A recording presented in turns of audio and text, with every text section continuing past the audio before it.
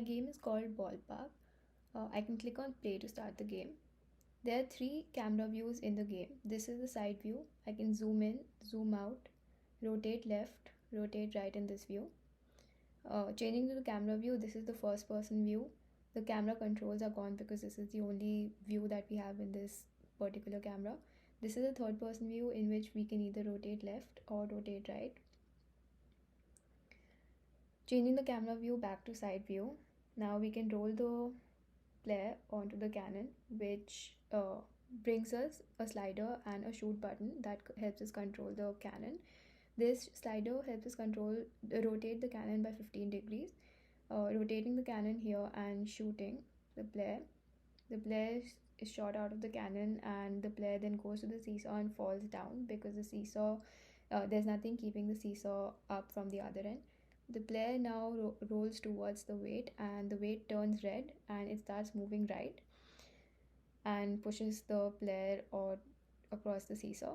The weight then when it reaches the current position that it is at, it triggers an object, and that causes the weight to stop moving. The sphere is now a child of the cube and is now governed by the movement of the cube.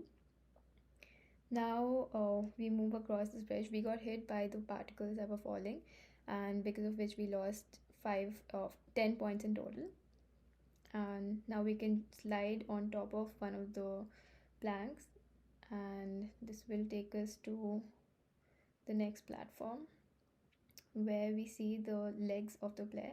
Now we have the head, the body, and the legs of the player, and now we can use our touch input to move on the screen, move around on the screen. If we move to the right, the player hops to the right. Move to the left, the player hops to the left.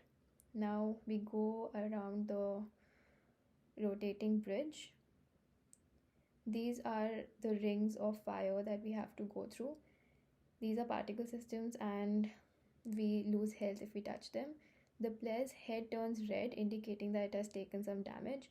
This is our point of game N, and now we can see that we have won the game. We can restart the game and it starts again.